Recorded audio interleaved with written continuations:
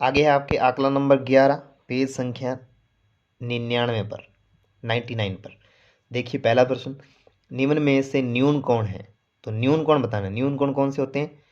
90 degree से छोटे न्यून कोण कहलाते हैं। तो 90 से छोटा कौन सा है? 30 डिग्री, 65 डिग्री, दो है न्यून कोण इसमें। ठीक है, तो न्यून कोण ये भी है और ये भी है। तो इसमें दो ऑप्शन होंगे, 30 डिग्री और 65 डिग्री। दूसरा प्रश्न है, किसी रेखा के एक तरफ बनने वाले कोणों का योगफल कितना होता है? तो देखिए, एक सरल रेखा कितने डिग्री का कोण बनाती है? 180। यानी जितने भी ऊपर कोण बन रहे हैं सभी कोणों को जोड़ेंगे तो ये कितना आएगा? 180। 180। तो यहाँ पे ऑप्शन में नहीं दे रखा है, ऑप्शन में क्या दे रखे हैं? एक समकोण। एक समकोण कितने का होता है? 90 डिग्री। और दो समकोण कितने के होंगे? 180 डिग्री के। तो कौन सा ऑप्शन सही हो जाएगा? ये वाला। प्रश्न संख्या 3, -5 और 5 के मध्य पूर्ण संख्याओं की संख्या पूछी है आपसे। पूर्ण संख्याएं पूछी हैं। तो -5 से 5 के मध्य पूर्ण संख्या, पूर्ण संख्याएं कौन सी होती हैं? जो 0 से स्टार्ट होती हैं। ठीक है, तो 0, 1, 2, 3 और 4। तो ये हो जाएंगी। इनके बीच में बतानी है आपको। -5 वाली, माइनस वाली संख्याएं तो लेंगे नहीं, वो तो पूर्णांक होते हैं, पूर्ण संख्याएं नहीं होती हैं। पूर्ण संख्याएं 1, 2, 3, 4 और 5 कितनी हो जाएंगी? 5। प्रश्न संख्या 4 देखेंगे, 5 और 12 का महत्तम समापवर्तक होगा। 5 और 12 का महत्तम समापवर्तक बताना है आपको। ठीक है, तो 5 के जब आप गुणनखंड करोगे तो 5 के तो क्या आएंगे? 5 ही आएगा। ठीक है, और 12 के आप जब निकालोगे तो 12 के क्या आएंगे? 2 और 2 अच्छी के 12, 2 से देंगे तो वापस 3, 3 से देंगे तो वापस 1। ठीक है, और इसमें देखो कोई भी कॉमन नहीं है, तो महत्तम समापवर्तक कितना होगा? 1 होगा। तो 1 तो दोनों में कॉमन होता ही है, तो HCF क्या आएगा? 1। प्रश्न संख्या 5 देखते हैं,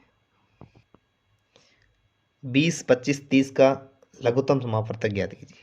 तो 20, 25, 30 का एलसीएम निकालना है। शुरू करते हैं 20, 25 और 30 का। ठीक है, तो सबसे पहले 2 से देंगे, इसमें 10, इसमें नहीं जाएगा 25, इसमें जाएगा 15। फिर 2 से देंगे तो 2 पंजे 10, 25 में नहीं जाता, 15 में भी नहीं जाता। अब देंगे 3 से, 3 से जाएगा 5 में नहीं जाएगा, 25 में नहीं जाएगा, और किस में जाएगा? 3 पंजे 15।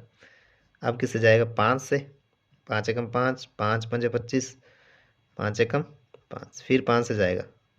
ठीक है, तो 1, 1, 1 आ गया। अब देखेंगे एलसीएम क्या होता है? इन सभी का गुणा होता है। तो एलसीएम क्या आ जाएगा आपके पास? एलसीएम आ जाएगा 2 इंटू 2 इंटू 3 इंटू 5 इंटू 5। तो कितने हो गए? 5 पंजे 25, 25 दिए 75, 75 का डबल 150, 150 का डबल 300। एलसीएम कितना आ जाएगा? 300। नेक्स्ट देखेंगे, 20, 28 और 36 का महत्तम समापवर्तक ज्ञात कीजिए। तो HCF निकालना है। तो पहले 20 के गुणनखंड निकाल लेते हैं। 20 के गुणनखंड क्या आएंगे?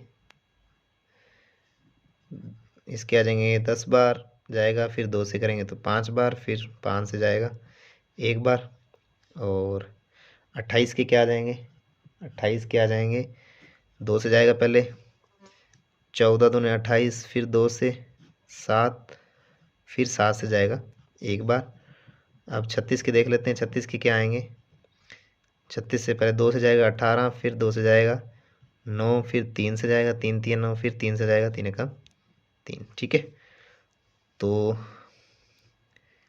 आपके पास 20 के आ गए 2 इंटू 2 इंटू 5, और 28 के आ गए 2 इंटू 2 इंटू 7, और 36 के कितने आ गए?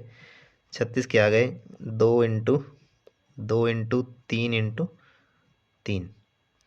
तो कॉमन देख लीजिए आप, कॉमन देखेंगे तो 2 है ये वाला, तीनों में ये भी 2 कॉमन है, आगे और कोई कॉमन नहीं है। तो HCF क्या आ जाएगा आपके पास, 2 × 2 यानी 4। नेक्स्ट देखिए 8, 10 और 12 से विभाजित 3 अंकों की सबसे बड़ी संख्या ज्ञात कीजिए। तो इसके लिए सबसे पहले आपको LCM निकालना पड़ेगा। 3 अंकों की सबसे बड़ी संख्या वैसे तो होती है कौन सी, 999। 3 अंकों की सबसे बड़ी संख्या क्या होती है, 999 होती है। लेकिन वो संख्या निकालनी है जो 8, 10, 12 से क्या हो, विभाजित हो। तो पहले हम इनका क्या निकालेंगे, लीस्ट कॉमन मल्टीपल यानी LCM निकालेंगे।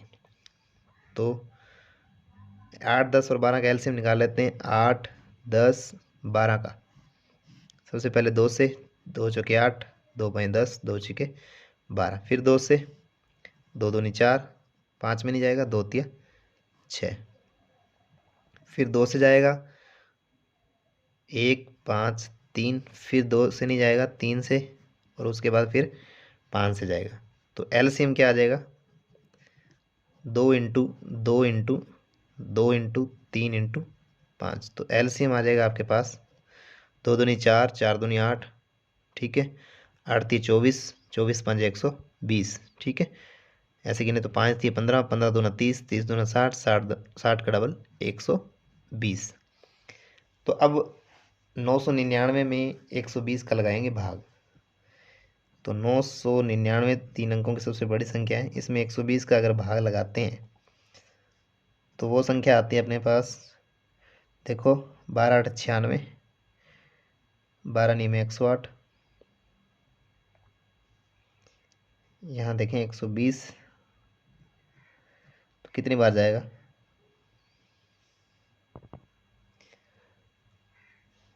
108 तो बड़े हो जाएंगे ना, इस 1080 बन जाएंगे वो। तो 12 8 96,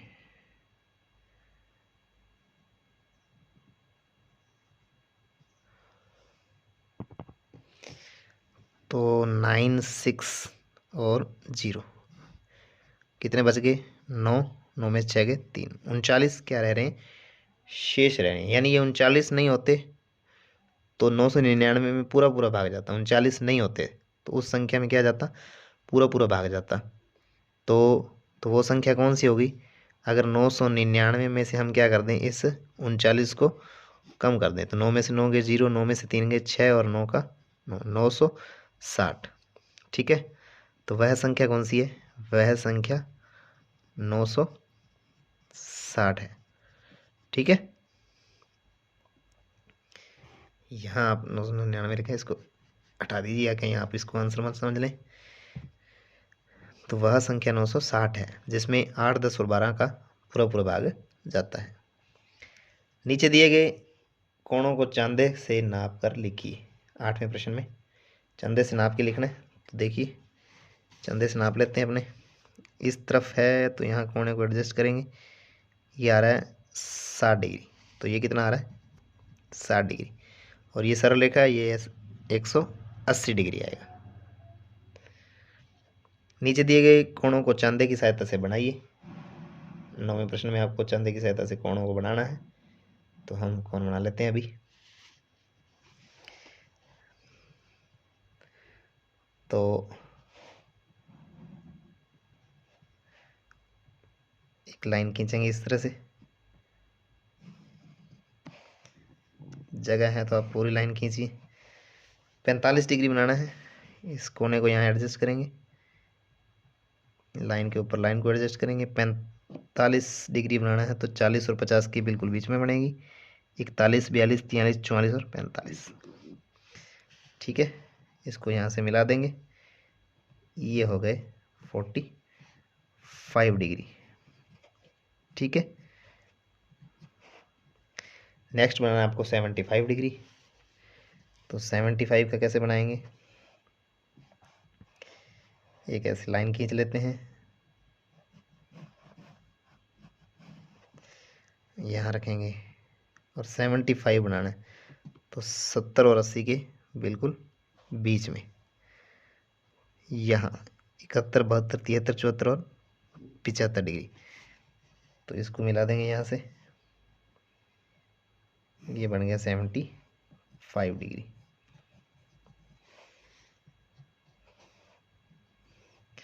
नेक्स्ट आपको बनाना है 140 डिग्री। तो 140 डिग्री कैसे बनाएंगे? एक हमने लाइन खींच देते हैं, देखिए इस प्रकार से, इसके ऊपर ले आते हैं इसको, और 140 देखेंगे। 140 कहाँ है? ये रहा 140। इसको इससे मिला देना है। तो लीजिए छोटा बना लेते हैं। ये बन गया आपका 140 डिग्री।